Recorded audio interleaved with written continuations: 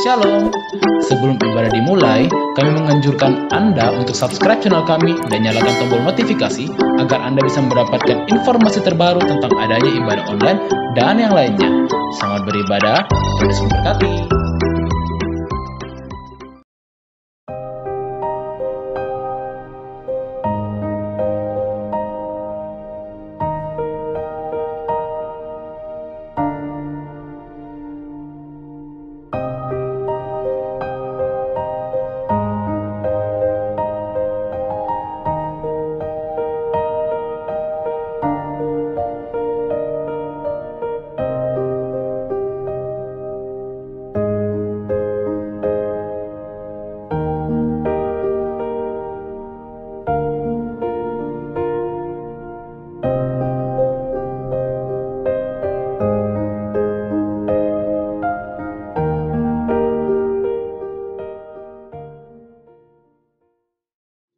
Selamat pagi Bapak Ibu Saudara sekalian yang dikasihi oleh Tuhan.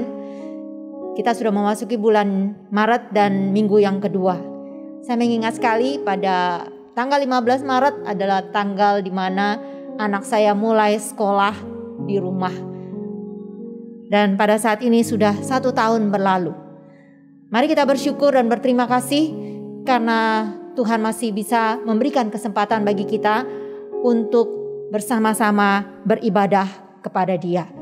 Allah kita yang agung, Allah kita yang besar, juru selamat kita yang hidup. Mari kita mempersiapkan hati kita untuk bersaat teduh.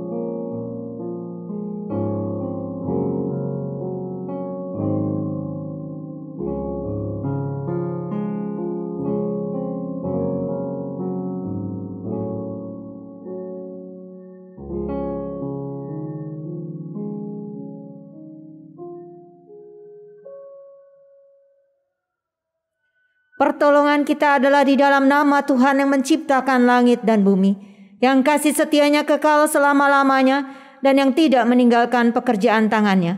Kasih karunia dari Allah Bapa kita dan dari Tuhan Yesus Kristus serta persekutuan Roh Kudus menyertai kita. Amin. Shalom, selamat pagi jemaat yang terkasih. Puji Tuhan, kalau hari ini kita masih boleh beribadah, menyembah, memuji Tuhan. Mari kita persiapkan hati kita. Mari kita memuji dan menyembah Tuhan dengan seluruh hati kita. Terima kasih Tuhan buat anugerah-Mu yang begitu besar di dalam hidup kami ya Tuhan. Pagi ini kami datang ya Tuhan. Kami mau memuji, menyembah Engkau ya Tuhan. Layakkanlah hati kami Tuhan untuk boleh layak memuji dan menyembah Engkau ya Tuhan. Terima kasih.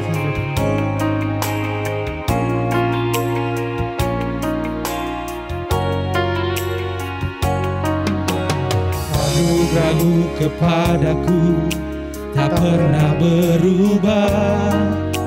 Perbuatan-Mu terlukiskan di dalam hatiku. Tercengangku dibuat-Mu, ku kagum padamu. Tak ada hal di hidupku yang luput dari-Mu. Kau indah, Kau mulia, tiada seperti-Mu. Ku ingin hidupku menyenangkan-Mu. Kau terawal dan terakhir, pencipta segalanya. Seluruh bintang pun bersinar oleh ucapan-Mu. Engkau pun mengasihiku, penulis hidupku. Tak henti senak nafasku, menyembah-Mu selalu.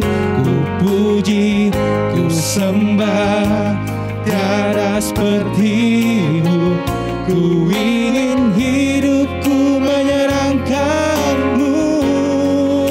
Segala puji, segala hormat, segenap hatiku menyembah-Mu.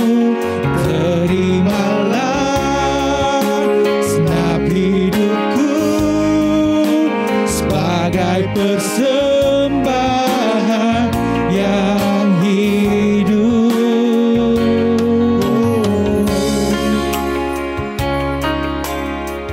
Kaulah yang terawal dan terakhir ya Tuhan, penulis hidup kami ya Tuhan.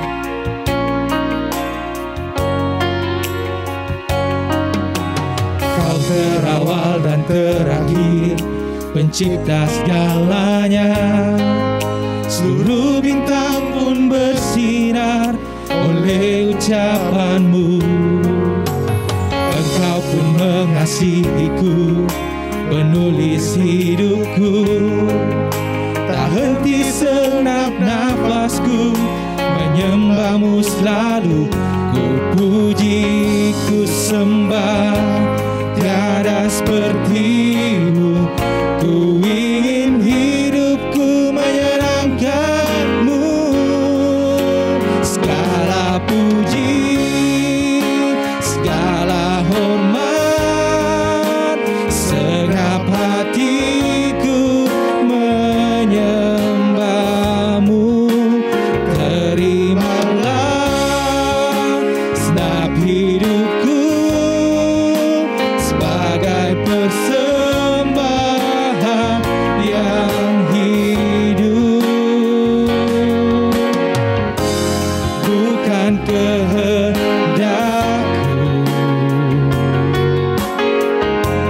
namun kehendak-Mu. Oh, hidupku bagi-Mu.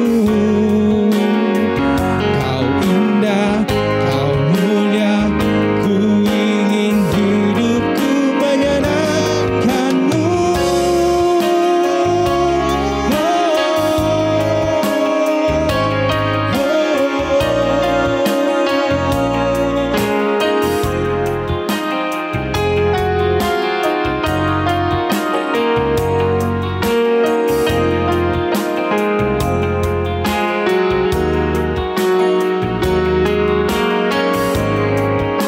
Segala puji, segala hormat, segenap hatiku menyembah-Mu.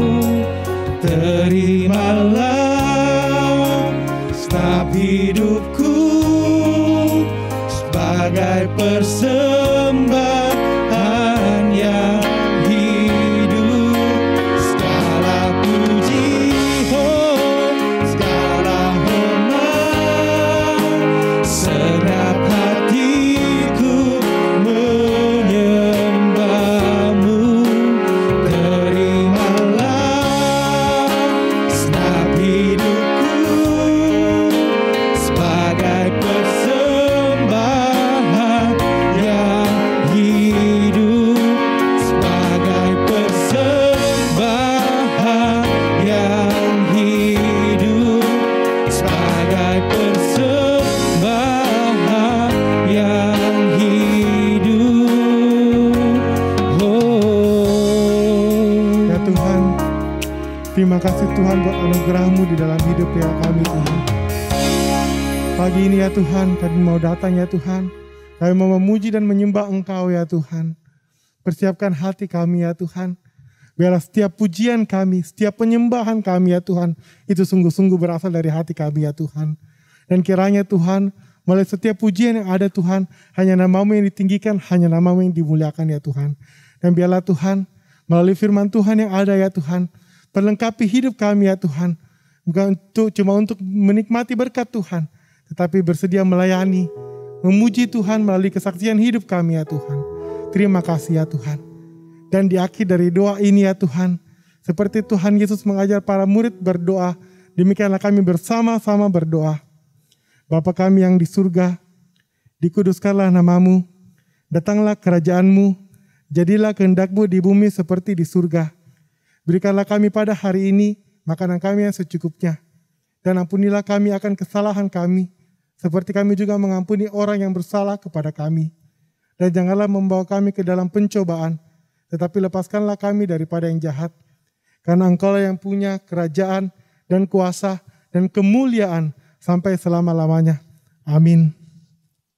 Sambil tetap berdiri, mari kita bersama-sama mengucapkan hukum kasih.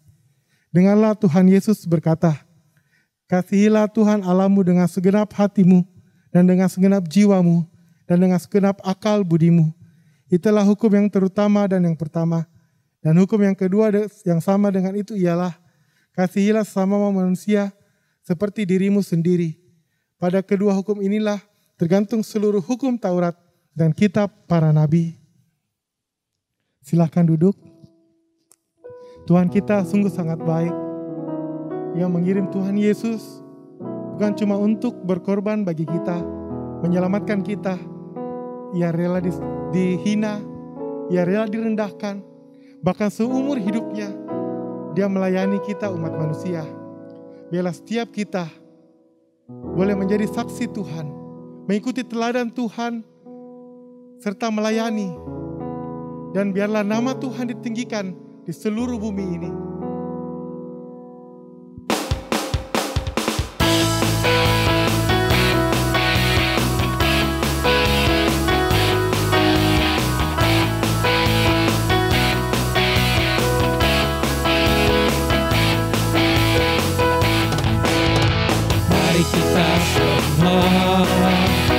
Umat pilihan Allah, dengarlah panggilannya untuk menggenapi firman-Nya. Sekaranglah waktunya untuk berdiri bagi bangsa ini.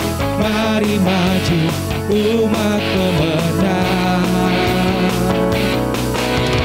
Mari kita semua umat pilihan Allah, dengarlah panggilannya untuk menggenapi firman-Nya.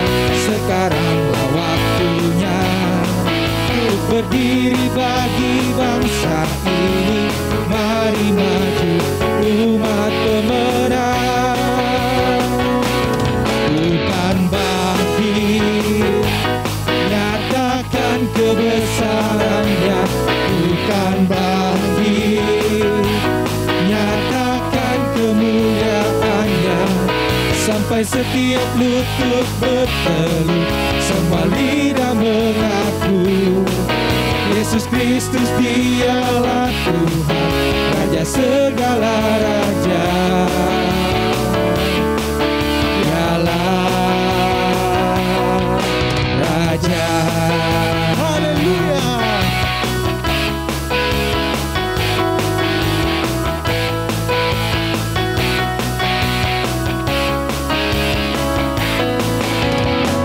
Kita semua umat pilihan Allah, dengarlah panggilan-Nya untuk menggenapi firman-Nya.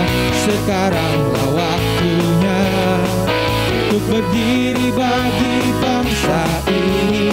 Mari maju umat pemenang.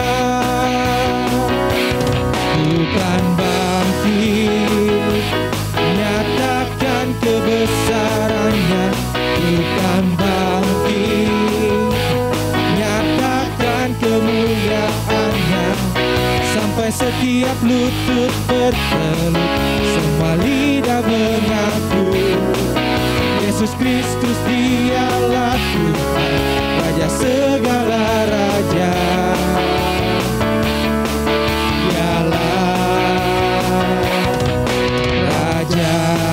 Kuatkan hati kami ya Tuhan, untuk bersaksi ya Tuhan. Dalam setiap lutut bertelut, semua lidah mengaku bahwa Kaulah Tuhan.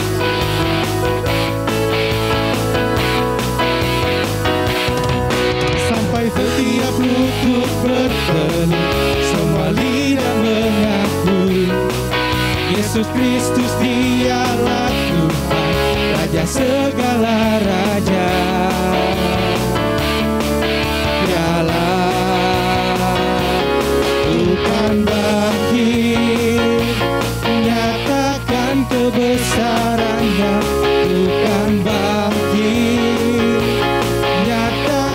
kemuliaannya, sampai setiap lutut bertelut, sembah lidah mengaku, Yesus Kristus dialah Tuhan, Raja segala raja. Bangkit, nyatakan kebesarannya, Tuhan bangkit, nyatakan kemuliaannya, sampai setiap lutut bertelut, semua lidah mengaku, Yesus Kristus dialah Tuhan, Raja segala raja. Dialah Raja, dialah Tuhan, dialah Raja.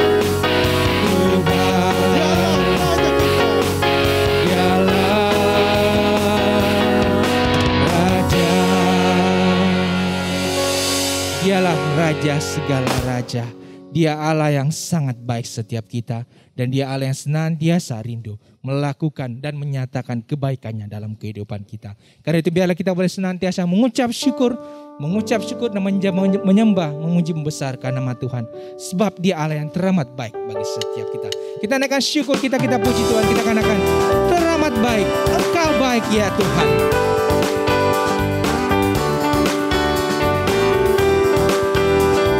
Biarlah kita boleh memuji Tuhan di hadapan kemegahan-Mu ya Tuhan. Kami memuji Engkau di hadapan kemegahan-Mu. Ku datang menyembah-Mu, membawa hatiku, membawa hidupku. Ku teringat kasih setia-Mu di dalam setiap langkahku. Sungguh Engkau baik di dalam hidupku. Engkau baik, teramat baik. Engkau baik, teramat baik. Di hadapan kemegahan-Mu ku datang menyembah-Mu, membawa hatiku, membawa hidupku. Ku teringat kasih setia-Mu di dalam setiap langkahku. Sungguh Engkau baik di dalam hidupku. Engkau baik, teramat baik. Engkau baik, teramat baik. Engkau baik, Engkau baik, teramat baik. Engkau baik, teramat baik. Ku beri ucapan syukurku kepadamu Yesus Tuhan. Engkau baik, teramat baik.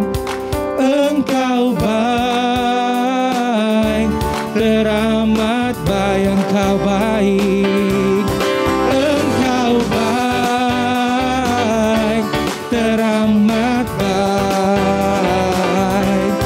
Engkau baik, sekali lagi kita nyatakan Engkau baik ya Tuhan. Engkau baik, teramat baik. Engkau baik, teramat baik. Biarlah kita boleh senantiasa melihat bagaimana kebaikan Tuhan menyertai kehidupan kita. Kita percaya bahwa Dia juga Allah yang senantiasa rindu untuk membentuk kehidupan kita semakin hari boleh semakin menyenangkan hati Tuhan. Dia Allah yang rindu melihat kita, anak-anaknya, hidup boleh sesuai dengan kehendak dan rencananya. Sebab kita percaya bahwa Dia Allah yang telah menyediakan rancangan yang baik setiap kita. Karena itu biarlah kita boleh menyerahkan seluruh kehidupan kita ke dalam tangan Tuhan. Kita boleh mempercayakan seluruh kehidupan kita ke dalam tangan Tuhan, sebab kita percaya Dia Allah yang akan menjadikan segala sesuatunya indah pada waktunya. Jadikan aku indah ya Tuhan. Inilah yang menjadi kerinduan setiap kami ya Tuhan, agar kehidupan kami semakin hari semakin boleh menyenangkan hati Tuhan.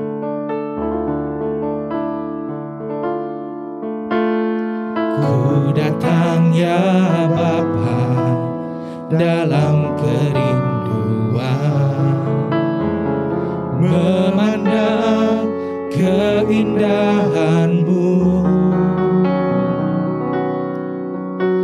Ku berikan segalanya, semuanya yang ada. Ku ingin menyenangkan hati-Mu, oh Tuhan. Ku datang ya Bapa dalam kerinduan, memandang keindahan-Mu. Ku berikan segalanya, semuanya yang ada. Ku ingin menyenangkan hati-Mu, oh Tuhan. Jadikan aku indah yang Kau pandang mulia, seturut karya-Mu di dalam hidupku. Ajar aku berharap hanya kepada-Mu, taat dan setia kepada-Mu, Tuhan. Inilah kehidupan kami ya Tuhan, bentuk kami sesuai kehendak-Mu ya Tuhan. Ku datang ya Bapa dalam kerinduan, memandang keindahan-Mu. Ku berikan segalanya, semuanya yang ada. Ku ingin menyenangkan hati-Mu, oh Tuhan. Jadikan aku indah yang Kau pandang mulia, seturut karya-Mu di dalam hidupku. Ajar aku berharap hanya kepada-Mu, taat dan setia kepada-Mu. Jadikan kami ya Tuhan,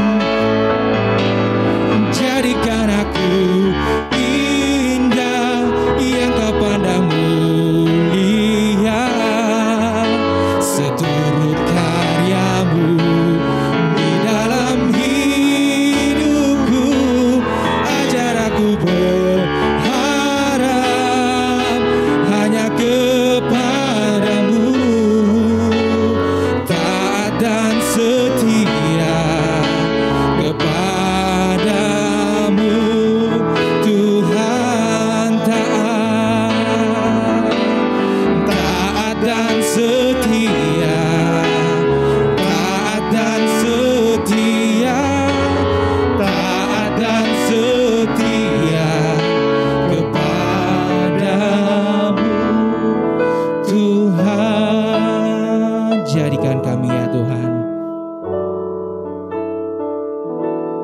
jadikan aku indah yang Kau pandang mulia, seturut karya-Mu di dalam hidupku. Ajar aku berharap hanya kepada-Mu,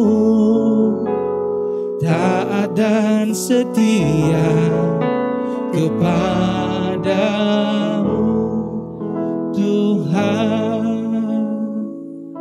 Biar kita boleh senantiasa belajar untuk taat dan setia kepada Tuhan. Sebab kita tahu itulah yang menyenangkan hati Tuhan.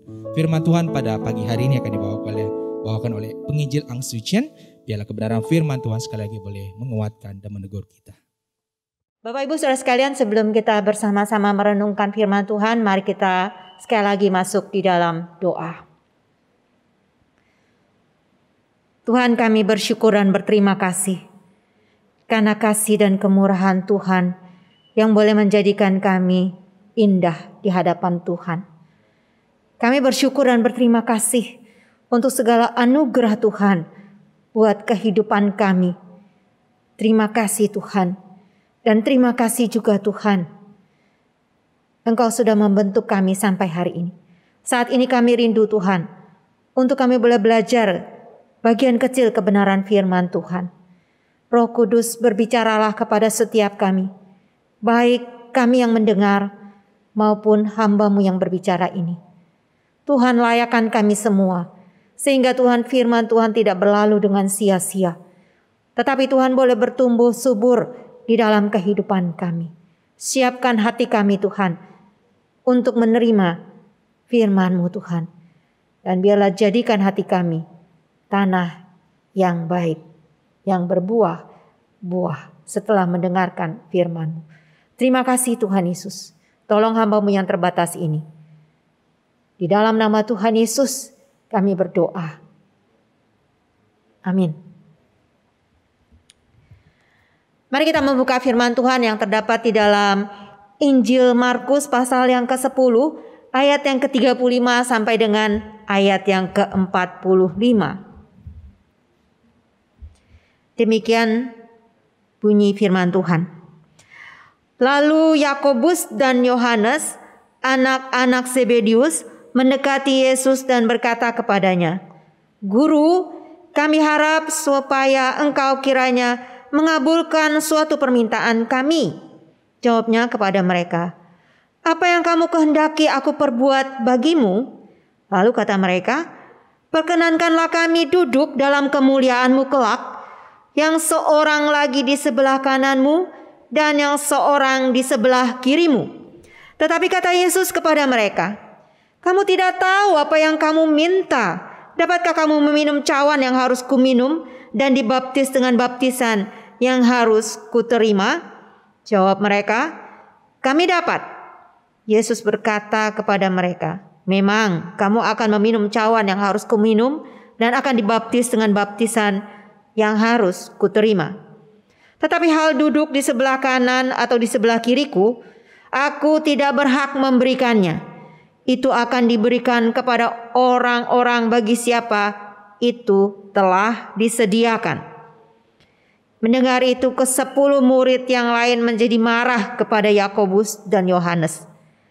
Tetapi Yesus memanggil mereka lalu berkata, "Kamu tahu bahwa mereka yang disebut pemerintah bangsa-bangsa memerintah rakyatnya dengan tangan besi, dan pembesar-pembesarnya menjalankan kuasanya dengan keras atas mereka.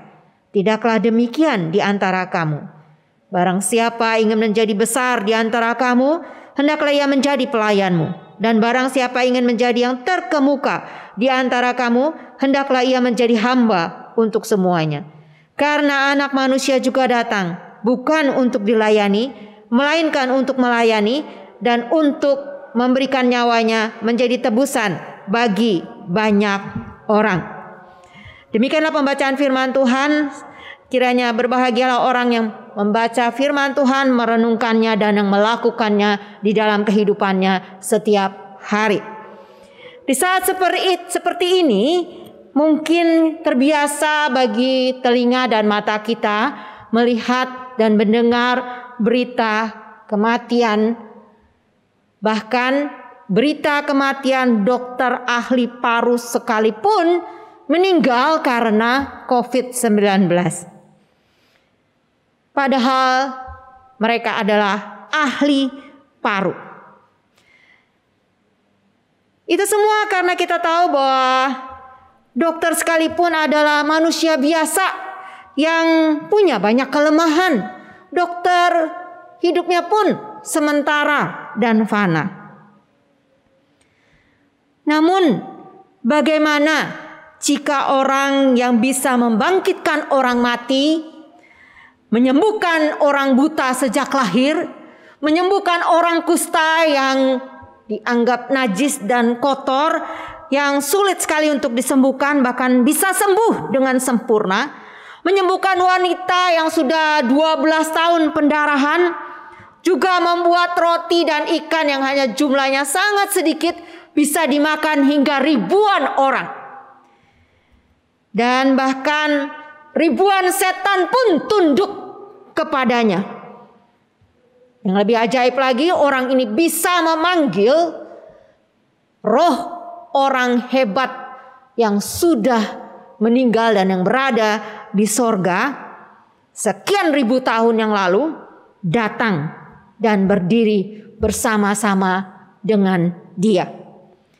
Orang seperti ini menyatakan bahwa dirinya akan disiksa, akan dicemooh, akan dibunuh dan mati dengan cara yang sangat mengenaskan dan keji.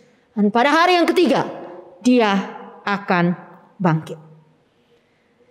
Orang seperti ini kalau bicara, mungkinkah orang yang bisa membangkitkan orang mati yang sudah busuk bisa mati? Mungkinkah orang yang bisa memanggil roh orang yang sudah mati ribuan tahun yang lalu bisa mati? Sepertinya bagi kita cukup sulit. Ya kecuali ada juga mungkin ya kata bilang dukun-dukun gitu ya. Tapi pada masa zaman Tuhan Yesus itu rasanya sangat sulit untuk diterima. Sehingga ketika dikatakan bahwa orang seperti ini akan mati, maka perkataannya itu seringkali dianggap angin lalu saja. Gak akan mungkin orang yang bisa bangkitkan orang mati yang sudah busuk bisa mati dengan cara yang sangat menakutkan. Orang seperti ini harusnya tidak bisa mati. Orang yang seperti ini cocok untuk menjadi raja yang besar, pemimpin yang besar. Kalau orang seperti ini menjadi raja, maka dijamin rakyatnya akan makmur, sejahtera, dan dapat menjadi negara adidaya yang tak terkalahkan. Karena itu ketika orang seperti ini menyatakan dirinya akan mati, disiksa, dicemooh, kemudian dibunuh dengan cara yang sangat mengenaskan, enggak perlu digubris. Betul apa enggak? Betul sekali. Karena itulah yang terjadi dengan para murid Tuhan Yesus. 3 kali Yesus mengatakan kepada mereka bahwa anak manusia akan diserahkan kepada imam-imam kepala dan ahli-ahli Taurat. Dan mereka akan menjatuhi dia hukuman mati. Dan mereka akan menyerahkan dia kepada bangsa-bangsa yang tidak mengenal Allah atau bangsa-bangsa bukan Yahudi. Dan ia akan diolok-olok, diludahi, dicambuk, dibunuh, dan sesudah 3 hari ia akan bangkit. Semua orang yang berada dekat dengan orang ini, mereka semua merespon perkataan Tuhan Yesus dengan cara mereka dan sesuai dengan penangkapan mereka. Kali pertama, Petrus berespon dengan menegur Yesus dengan keras. Kali kedua, murid-murid malah sibuk bertengkar mengenai siapa yang terbesar di dalam kerajaan Allah nanti. Kali ketiga, ada 2 orang murid yang spesial mendatangi Yesus dan meminta jabatan sebagai wakil Yesus yang kelak akan duduk di sebelah kanan dan di sebelah kiri Yesus dan meminta jabatan yang istimewa. 2 Dua orang murid tersebut adalah Zebedius bersaudara. Jelas permintaan ini cukup beralasan sebenarnya. Karena mereka sudah mengalami perjalanan hidup bersama Yesus dengan segala perbuatan mukjizat yang Yesus kerjakan selama 3 tahun. Yesus memang cocok menjadi Raja Israel yang menggantikan Daud yang besar itu, yang sudah mempersatukan seluruh bangsa Israel. Siapa yang tidak bangga punya guru seperti Yesus? Tentu sangat bangga. Bagi murid-murid, Yesus itu adalah Mesias yang dijanjikan itu. Namun Mesiasnya berbau politis. Dan mereka yakin bahwa Yesus akan menjadi raja yang besar dan dimuliakan oleh bangsa Israel. Karena itulah murid-murid bisa memohon kepada Yesus. Kelak ketika Yesus duduk di dalam kemuliaan, mereka bisa juga duduk menikmati, mencicipi akan kemuliaan itu. Bayangan menjadi penguasa bersama Yesus itu menari-nari di kepala mereka. Dan kenyamanan hidup serta kekuasaan ada di genggaman tangan mereka. Apalagi pada saat itu mereka sedang dalam perjalanan naik menuju ke Yerusalem, di mana Yesus sedang memimpin mereka ke sana. Semakin mendekati Yerusalem, Yesus semakin mendekati salib dan penderitaan. Sebaliknya, semakin mendekati Yerusalem, para murid merasa makin dekat akan kemuliaan. Karena Mesias yang ada dalam bayangan mereka adalah Mesias yang punya kuasa politik dan gak akan ada matinya. Tidak heran jika Yohanes dan Yakobus minta untuk duduk di sebelah kanan dan di sebelah kiri Tuhan Yesus di dalam kemuliaan. Di dalam budaya Yahudi dan juga beberapa budaya masyarakat dunia ini menganggap bahwa tempat yang paling terhormat untuk orang yang terhormat seperti raja, presiden dan lain sebagainya itu adalah di center atau di pusat atau di tengah-tengah. Dan yang lebih rendah sedikit wakilnya itu ada di sebelah kanan, yang lebih rendah sedikit dari yang sebelah kanan ada di sebelah kiri. Demikianlah mereka punya anggapan.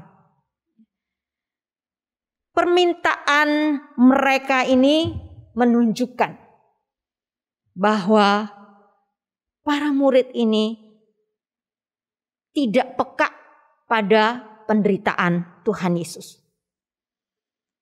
Para murid tidak peka pada pernyataan Tuhan Yesus yang mengatakan bahwa dia akan disiksa, dihina, diludahi, dan dia akan dihukum mati, disalibkan.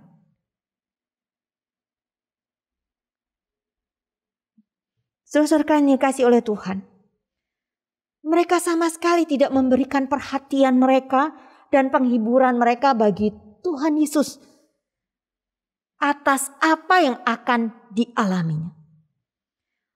Padahal Tuhan Yesus dengan jelas mengatakan kepada mereka bahwa dia akan diserahkan kepada imam-imam, kepala ahli Taurat, dan mereka akan menjatuhi dia hukuman mati. Perkataan Yesus soal penderitaannya seolah-olah masuk telinga kanan keluar ke telinga kiri. Mereka tidak peka akan pergumulan hati Yesus pada saat itu. Walaupun Yesus adalah Allah yang menjadi manusia, tetap dalam keadaan sebagai manusia 100% dia pasti punya pergulatan di dalam hati. Sedangkan murid sama sekali tidak peka akan apa yang dikatakan oleh Tuhan Yesus. Bapak Ibu Saudara sekalian yang dikasihi oleh Tuhan, kita seringkali juga tidak peka pada pernyataan kebenaran firman Tuhan. Betapa sering kita itu di dalam setiap kali mendengarkan akan firman Tuhan, kita tidak siap hati. Sehingga firman yang diberitakan itu berlalu begitu saja, hilang lenyap bagaikan uap yang entah kemana. Berapa sering kita ini ketika duduk dengar firman Tuhan, kemudian pikiran kita melayang-layang entah kemana, kita menganggap orang yang sedang memberitakan firman Tuhan itu adalah seperti anak saya, dan kita menganggap mereka itu semuanya adalah suara manusia saja, dan juga kita menganggap bahwa orang itu tidak kompeten untuk bisa menggali kebenaran firman Tuhan. Kita tidak menganggap pengkhotbah itu sebagai orang yang Tuhan sedang titipkan firman-Nya, yang Tuhan sedang pilih dan Tuhan mau berbicara kepada kita melalui dia. Jika kita punya sikap yang seperti ini, maka mendengarkan firman Tuhan itu kita menjadi tidak peka lagi. Kita tidak mendapatkan apa-apa setelah kita ibadah. Seperti yang dialami oleh para murid. Mereka mendengar, tapi semuanya hilang lenyap. 3 kali Tuhan Yesus mengulang mengenai penderitaannya, kematiannya, diserahkannya dia kepada orang-orang yang bukan Yahudi oleh para ahli Taurat dan imam-imam kepala. Itu semua tidak masuk di dalam pemikiran mereka. Bagi mereka itu tidak mungkin. Seperti itulah yang terjadi dengan kita. Ketika kita tidak peka akan suara Tuhan dan hati kita tidak terarah kepada Dia. Permintaan mereka juga menunjukkan bahwa ada agenda kepentingan pribadi yang menyusup di dalam langkah mereka mengiringi Tuhan Yesus. Mereka berharap memuliakan Tuhan sambil menikmati kemuliaan diri sendiri. Mereka berharap bisa memuliakan Tuhan sambil menikmati kemuliaan diri sendiri. Mereka berharap upah yang sesuai dengan apa yang telah mereka korbankan untuk ikut Tuhan Yesus. Dan sudah dikatakan oleh Yesus sendiri bahwa mereka akan duduk di atas 12 tahta untuk menghakimi 12 suku Israel. Bapak Ibu Saudara sekalian yang dikasihi oleh Tuhan, betapa mudahnya penyembahan dan pemuritan dicampur baurkan dengan agenda kepentingan pribadi. Atau yang lebih buruk lagi, kepentingan pribadi bertopeng penyembahan dan pemuritan. Seperti yang dikatakan oleh James R. Edward, salah seorang penafsir Injil Markus ini. Di dalam kitab Kisah Para Rasul, pasal yang ke-8, di sana dituliskan bahwa Filipus pergi ke kota-kota di Samaria. Nah, di sana Filipus bertemu dengan seorang tukang sihir yang bernama Simon. Simon kemudian menjadi percaya. Dia pun dibaptis. Dan kemudian ketika Rasul Petrus dan Rasul Yohanes datang ke sana menumpangkan tangan bagi orang-orang Samaria, sehingga orang-orang Samaria itu bisa mendapatkan akan tanda datangnya Roh Kudus di dalam diri mereka. Maka Simon pun menginginkan kuasa itu. Kuasa untuk bisa memberikan Roh Kudus kepada orang-orang percaya lainnya. Dan dia berkata ingin membeli kuasa itu dengan uangnya. Karena itu Simon Petrus menegur dengan keras akan perbuatan Simon si tukang sihir ini. Rupanya Simon di dalam mengikut Yesus belum bisa lepas dari ambisi-ambisi untuk mendapatkan kuasa, mendapatkan ketenaran, kesuksesan. Bapak Ibu, Simon masih bayi rohani. Jadi mungkin masih bisa dimaklumi.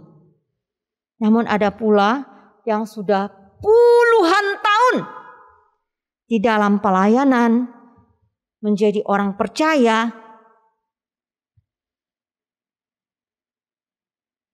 masih tetap menganggap mengikut Yesus hanya untuk mendapatkan berkat-berkatnya saja. Mengikut Yesus hanya untuk melihat bagaimana Tuhan membuat mukjizat, membuat hidupnya lebih nyaman dan lebih aman. Dan mengikut Yesus untuk ambisi dan kepentingan diri sendiri. Ini menjadi sebuah teguran bagi saya dan saudara. Ambisi apa yang terselip di dalam hati saudara dan saya saat ini dalam mengiring Yesus? Ambisi apa yang terselip di dalam hati saudara dan saya pada saat ini dalam mengiring Yesus? Apakah ambisi kenyamanan, ketenaran, atau keamanan di diri semata? Ataukah ambisi lain yang tersembunyi? Biarlah kita boleh belajar di dalam penyembahan kita, di dalam kita menjadi murid Yesus, bukanlah menjadi topeng untuk menutupi ambisi dan kepentingan pribadi kita. Yang ketiga, permintaan Yohanes dan Yakobus menunjukkan bahwa masih dangkalnya pemahaman mereka tentang siapa itu Mesias yang sejati, serta konsep pemimpin di dalam kerajaan Allah yang mulia. Sebelumnya setelah saya sebutkan bahwa para murid ini percaya Mesias adalah Yesus. Dan bahwa Mesias itu punya kuasa politik yang akan membebaskan orang Israel dari musuh mereka, serta menghancurkan musuh mereka hanya dengan perkataan mulutnya saja atau dengan firman-Nya saja. Mesias juga akan mengumpulkan kembali semua orang-orang Israel yang sudah tersebar di berbagai belahan bumi ini.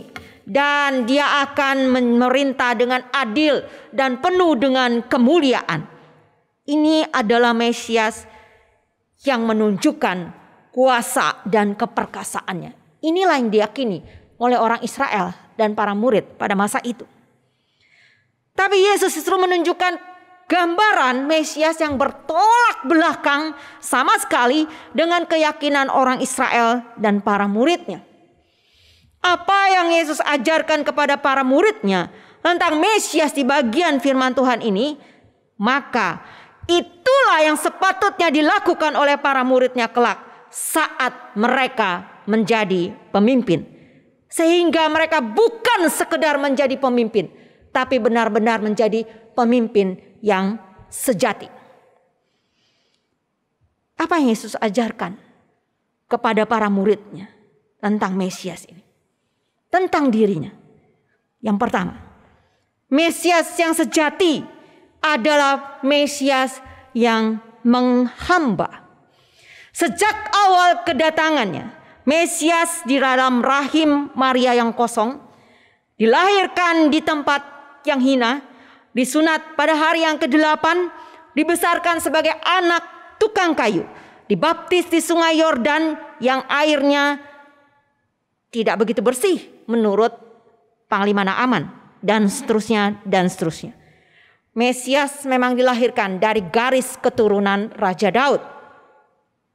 Tapi dia tidak datang dengan bala tentaranya yang besar dan perkasa yang berkereta kuda api, tidak. Dia tidak datang memakai jubah kerajaan kebesarannya, mahkota emas dengan memegang tongkat atau memakai cincin stempel meterai kerajaan.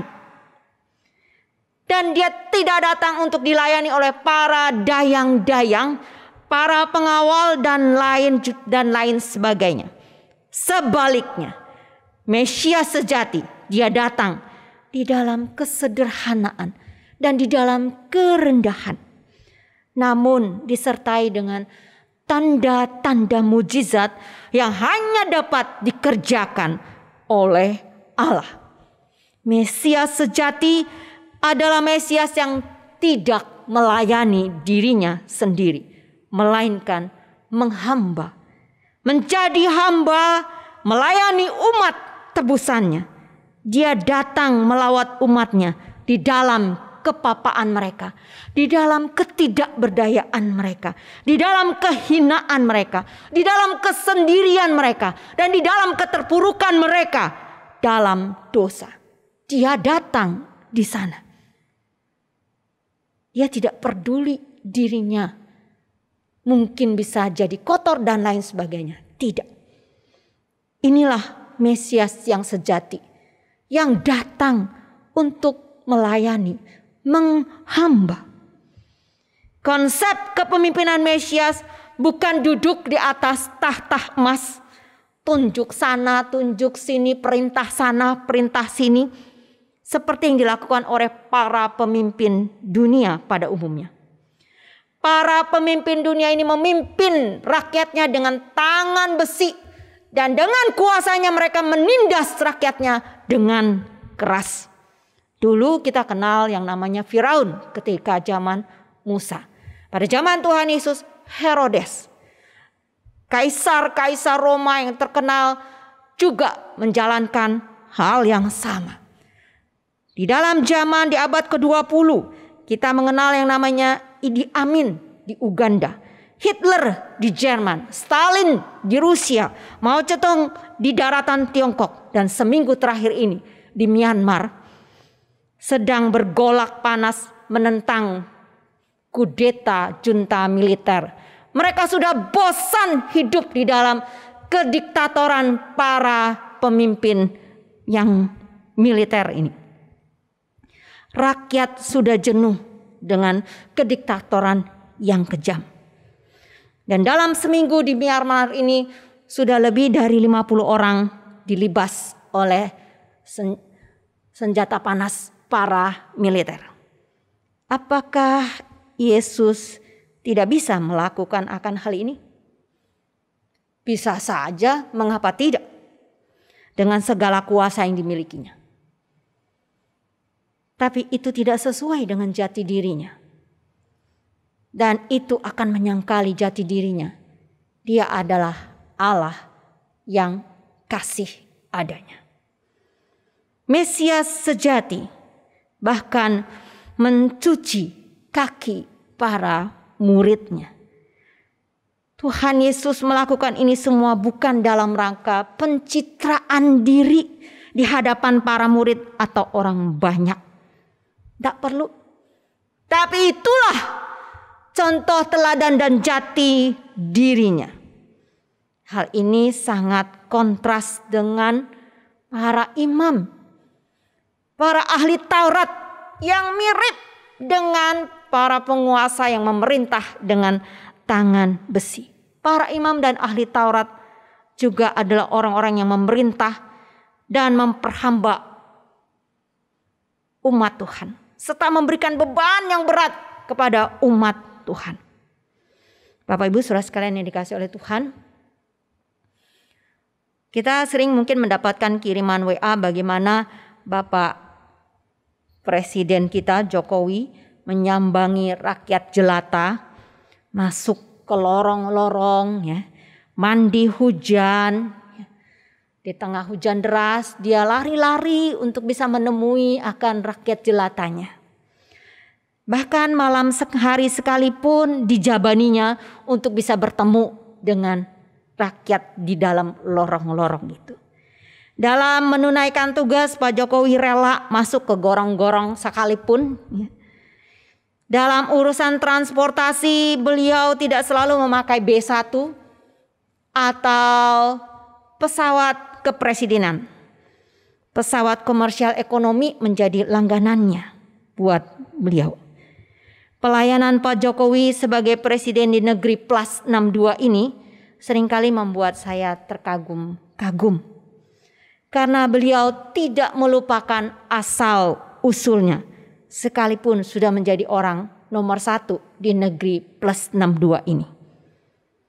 Beliau tidak menganggap jabatannya sebagai kesempatan untuk dilayani, memperkaya diri. Dan saya merasa apa yang dilakukannya bukan sebagai pencitraan di mata masyarakat. Meskipun saya sadar penilaian saya belum tentu tepat karena saya tidak tinggal bersama dengan beliau. Dan saya tidak melihat kedalaman hati orang lain karena saya tidak mampu. Namun saya merasa ini menjadi sebuah paling tidak contoh yang baik buat kita. Gambaran Mesias jauh lebih daripada sekedar gambaran yang ditunjukkan oleh Pak Jokowi. Mesias benar-benar menghamba di dalam kesederhanaan. Yang kedua, Mesias sejati adalah Mesias yang memberikan nyawanya menjadi tebusan bagi banyak orang. Mesias sejati tidak hanya melayani tapi lebih dari itu dia menyerahkan sendiri nyawanya alias mati di kayu salib. Untuk apa? Untuk menjadi tebusan. Tebusan di dalam bahasa aslinya disebut lutron, dalam PL itu dipakai untuk menebus anak sulung. Di dalam Bilangan pasal 3 ayat 46 dan 47 serta Bilangan pasal 18 ayat yang ke-15. Dan di dalam dunia Helenistik kata ini berarti pembayaran untuk menebus para tahanan perang atau budak-budak atau membayar sejumlah harga guna membebaskan seseorang dari dalam penjara. Yesus menjadi tebusan bagi orang banyak. Termasuk para muridnya pada saat itu. Dan juga kita pada saat ini. Mereka bukan orang benar atau tidak berdosa. Mereka bukan orang baik sehingga layak untuk mendapatkan penebusan Sang Mesias. Mereka semua adalah pelanggar hukum dan pendosa. Termasuk saudara, termasuk saya. Ajaibnya, korban penebusan Mesias ini berlaku untuk mereka yang hidup di dalam zaman sebelum perjanjian baru atau perjanjian lama, di dalam zaman masa kini, masa depan, dan sepanjang masa. Yesus melakukan hal ini bukan dengan paksaan atau di bawah tekanan Bapa Surgawinya. Tidak sama sekali. Atau karena dijebak oleh Bapa Surgawi sehingga dia terpaksa melakukan akan hal ini. Penjelasannya seperti ini. Satu kali ada seorang pria yang sedang mengantri MRT di stasiun bawah tanah. Sebutlah namanya Aming. Pada waktu dia mengantri di pinggir rel itu, tiba-tiba ada seorang yang jatuh dan kemudian pingsan, jatuh pas di tengah rel kereta dan pingsan di sana. Maka orang-orang semua mungkin pada saat itu mulai gaduh dan mereka bilang, aduh kasihan, tolongin dong. Siapa yang bisa tolongin itu? Di saat yang sama pada saat itu, kereta itu sudah semakin dekat mau masuk ke tempat mereka sedang menanti. Masuk ke stasiun itu. Dan tiba-tiba ada orang yang mendorong si Aming sehingga dia jatuh dekat dengan orang yang pingsan tersebut. Dan karena kereta semakin dekat, maka refleks si Aming menarik orang itu juga pindah ke sebelah rel kereta yang kedua yang kosong. Bapak Ibu Saudara sekalian yang dikasihi oleh Tuhan, Aming sebenarnya tidak ada niatan untuk menolong orang itu, bukan? Cuma karena ada orang yang dorong dia, maka terpaksalah dia refleks juga untuk menyelamatkan dirinya sambil menarik orang tersebut.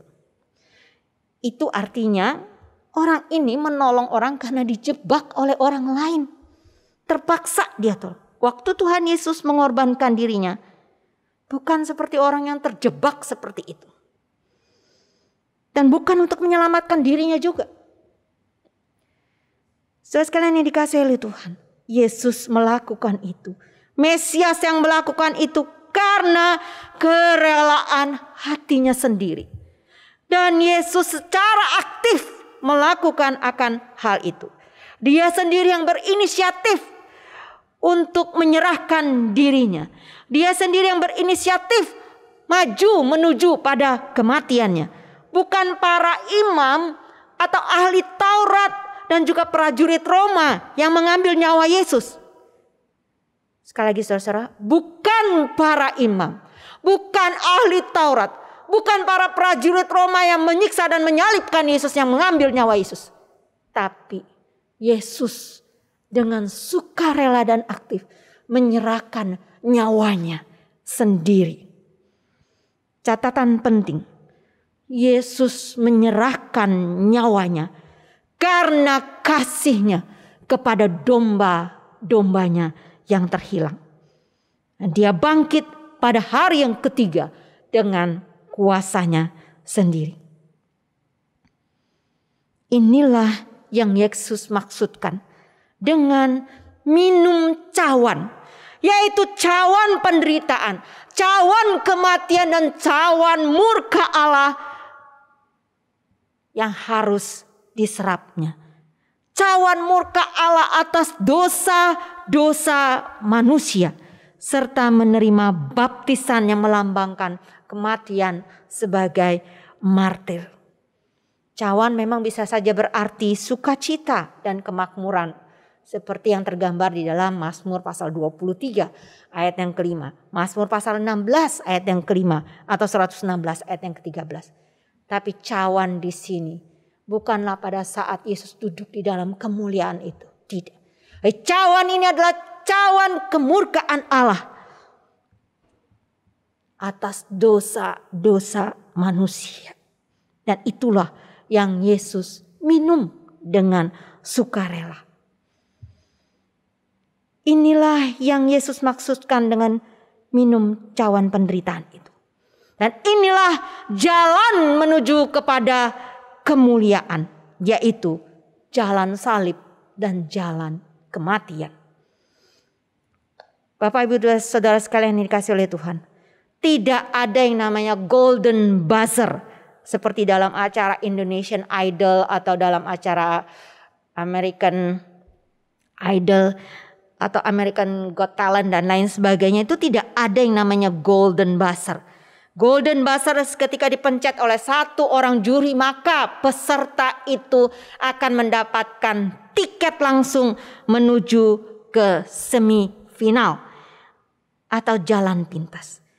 Di dalam mengikut Yesus, di dalam jalan menuju pada kemuliaan itu, tidak ada golden buzzer atau jalan pintas. Jalan itu adalah jalan salib dan kematian. Kedua murid dan juga murid-murid lain pada hakikatnya tidak memahami model kepemimpinan Mesias yang seperti ini. Yesus menyadari akan ketidakmengertian mereka. Dan Yesus memahami mereka.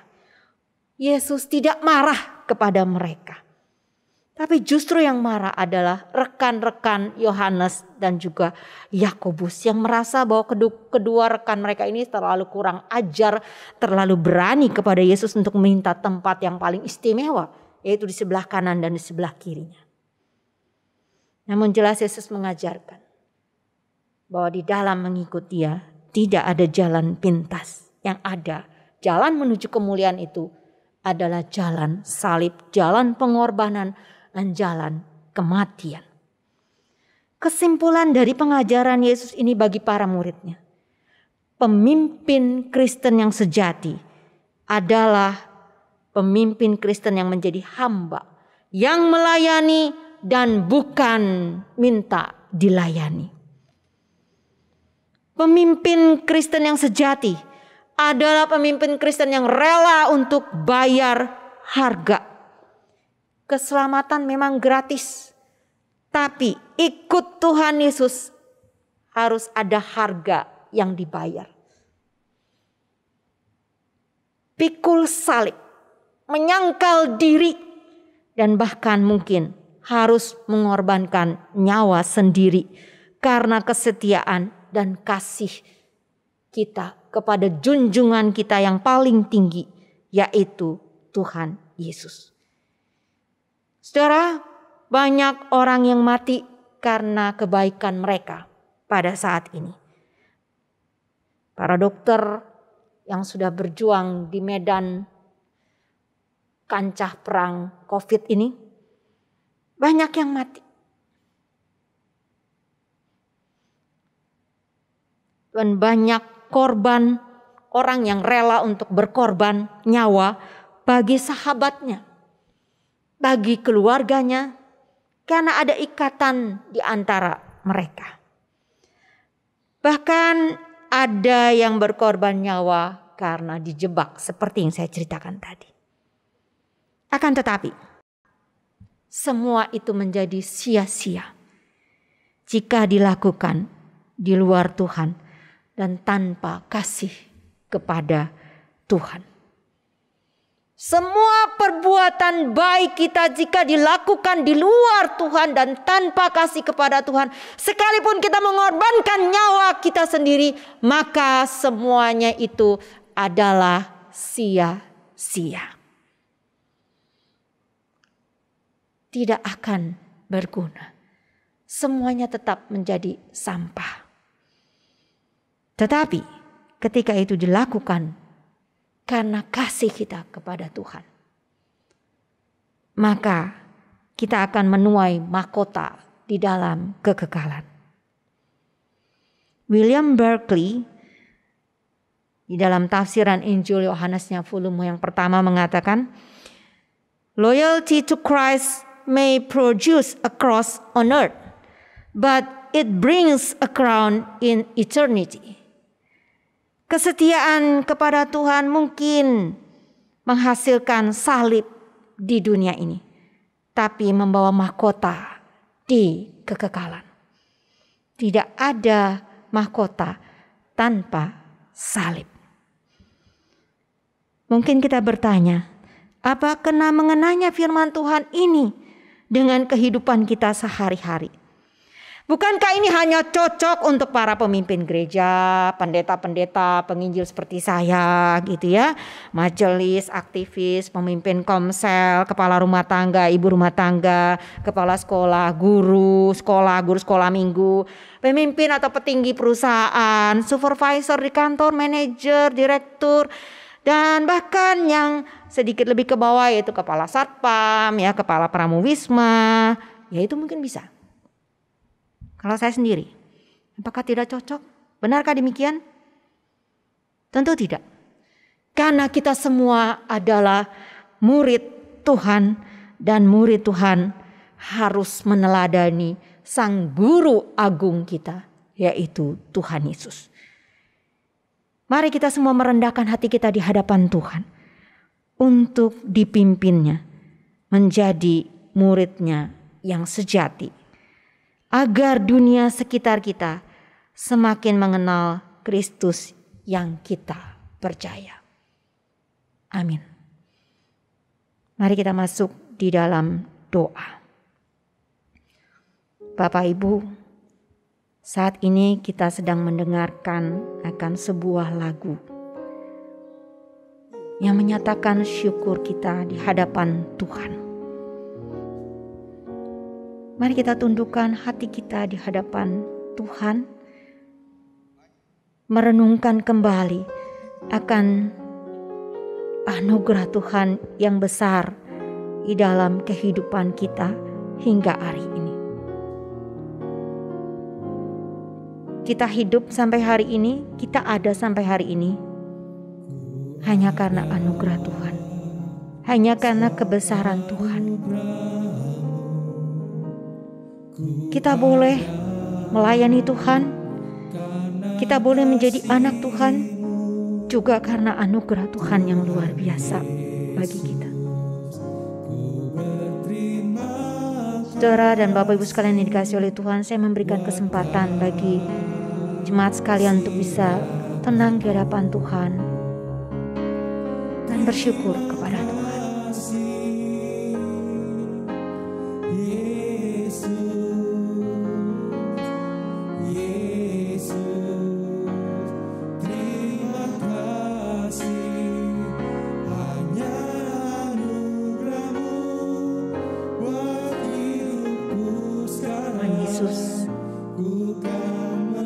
kami datang kepadamu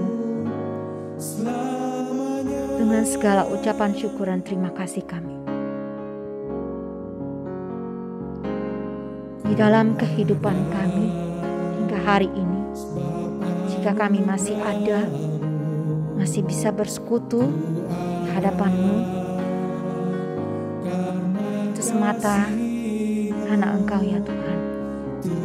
Jika kami Tuhan masih hidup sebagai anak-anak Tuhan di tengah dunia ini, itu juga semata karena kasih-Mu ya Tuhan.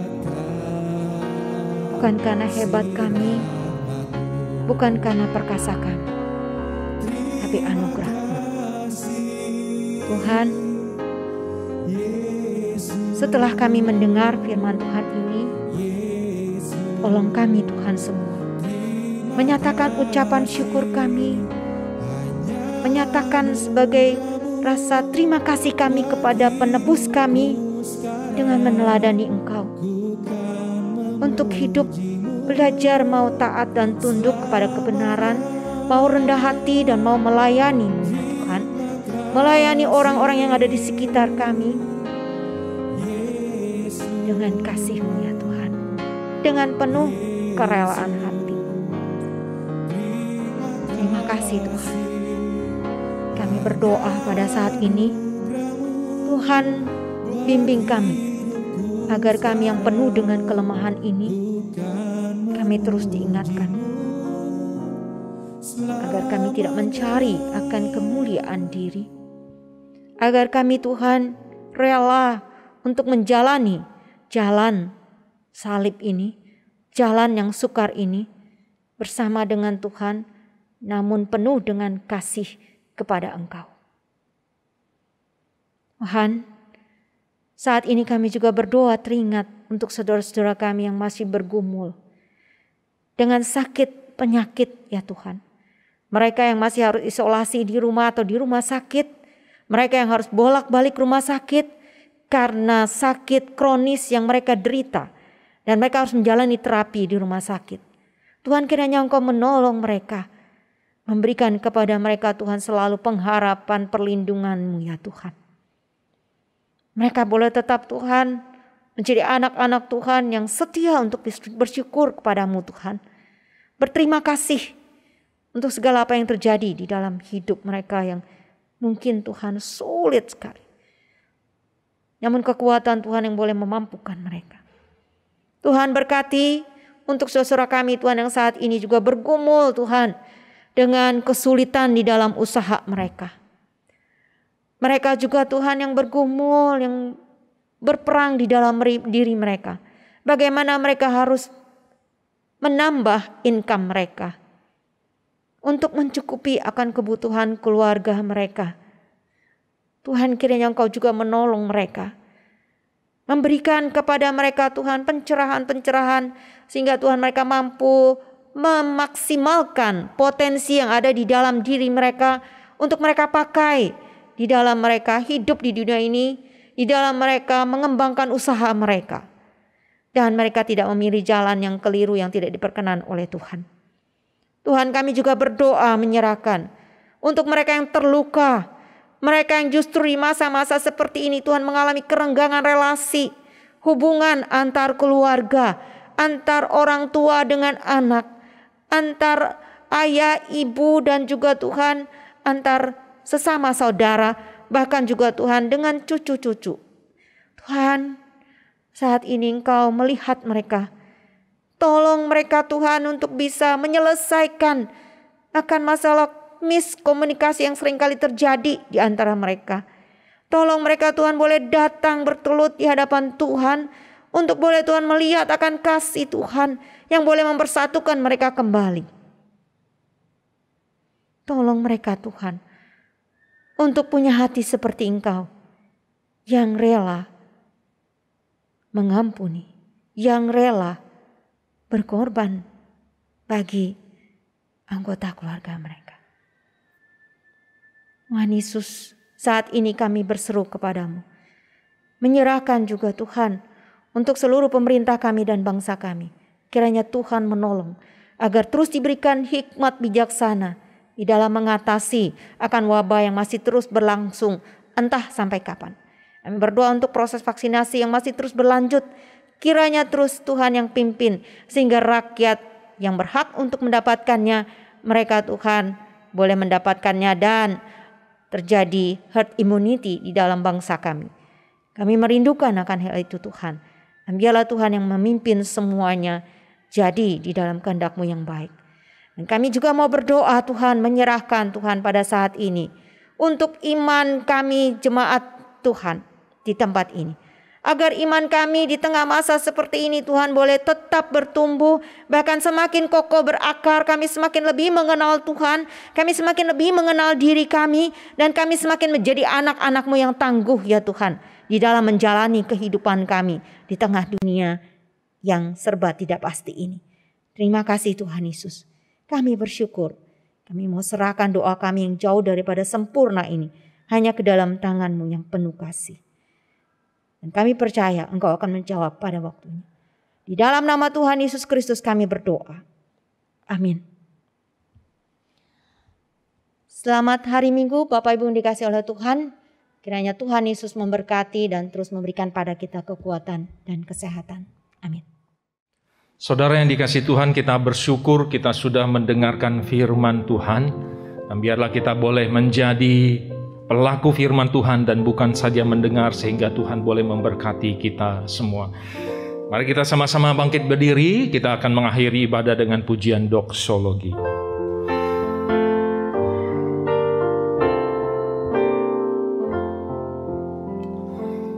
Puji Allah Bapa Putra, puji Allah Rohul Kudus, ketiganya yang esa. Pohon selamat sumber berkat. Amin.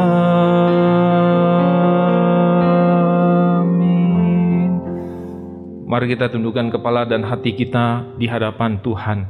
Biarlah firman Tuhan ini boleh memberkati kita semua, dan terimalah berkat Tuhan. Tuhan Allah memberkati engkau, dan Tuhan Allah melindungi engkau. Tuhan Allah menyinari engkau dengan wajah-Nya dan memberi engkau kasih karunia. Tuhan Allah menghadapkan wajah-Nya kepadamu dan memberikan engkau damai sejahtera. Amin. Amin.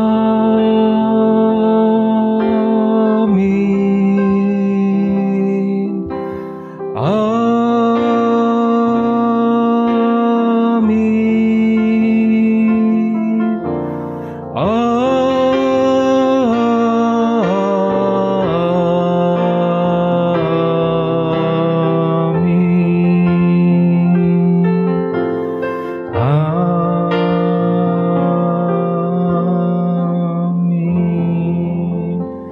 Silakan duduk saudara yang dikasihi Tuhan, kita ambil waktu teduh di hadapan Tuhan.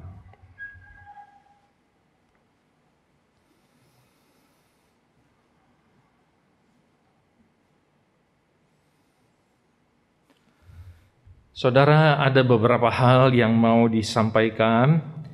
Yang pertama adalah kita akan mengadakan ibadah onsite dan live streaming. Semoga ini bisa terlaksana dengan baik dan pada waktu itu tidak menjadi masalah ya. Jumat Agung, yaitu hari Jumat 2 April ya, tanggal 2 April ibadah akan diadakan jam 5 sore.